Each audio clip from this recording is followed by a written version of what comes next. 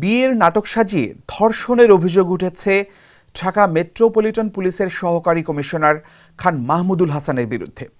ভুক্তভোগী নারী ডিএমপি কমিশনারের কাছে লিখিত অভিযোগ দিয়েও সুরাহা পাননি।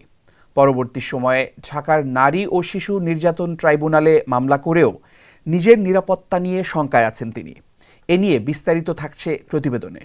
মামলার বিবরণ থেকে জানা যায় ২০২০ সালে রাজধানীর মোহাম্মদপুরের বাসিন্দা ডিবির সহকারী কমিশনার মাহমুদুল হাসানের সঙ্গে ওই নারীর পরিচয় হয় ফেসবুকের মাধ্যমে।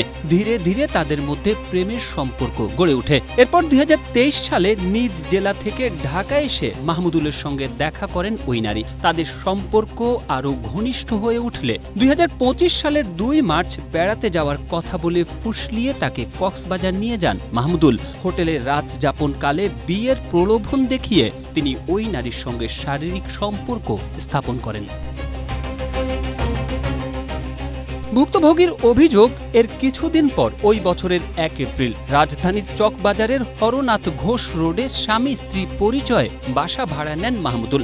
সেখানে নিয়মিত যাতায়াত করতেন তিনি। এভাবে ৩ মাস পেরিয়ে যাওয়ার পর বিয়ের জন্য চাপ দিলে মাহমুদুল বারবার পাশ কাটিয়ে যান। এক পর্যায়ে ওই বছরের ১ জুলাই বিয়ের কথা বললে মাহমুদুল ভয় ভীতি দেখিয়ে ওই নারীকে বিয়ে করবেন না বলে জানান এবং প্রাণনাশের হুমকি দেন।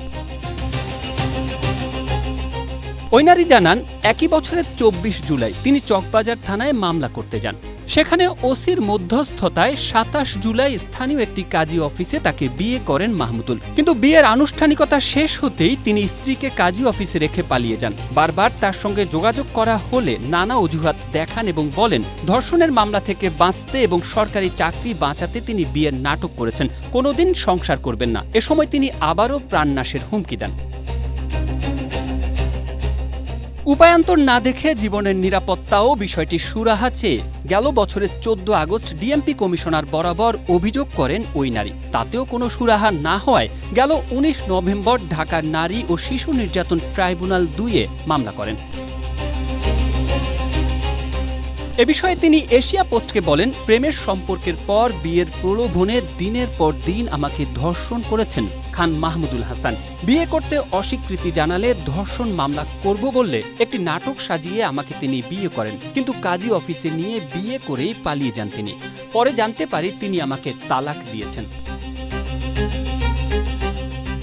অভিযুক্ত ডিবি কর্মকর্তা মাহমুদুল হাসানের সঙ্গে যোগাযোগ করা হলে এশিয়া পোস্টকে তিনি এ বিষয়ে তার আইনজীবীর সঙ্গে কথা বলার পরামর্শ দেন। তবে অভিযোগের বিষয়টি সরাসরি স্বীকার কিংবা অস্বীকার করেননি তিনি। মাহমুদুলের দেওয়া মোবাইল নম্বরে কথা হয় তার আইনজীবী হিসেবে পরিচয় দেওয়া ইমরান হোসেনের সঙ্গে। তিনি অভিযোগকারী নারীর বিরুদ্ধে উল্টো অভিযোগ তুলে এশিয়া পোস্টকে বলেন, ওই নারী এর আগেও তার একাধিক স্বামীর বিরুদ্ধে মামলা করেছেন। নিজের আগের বিয়ের কথা গোপন রেখে তিনি মাহমুদুল হাসানকে বিয়ে করেছিলেন। এ ঘটনায় খান মাহমুদুল হাসান ঢাকার সিএমএম কোর্টে প্রতারণার মামলা করেছেন। Desk report, Asia post.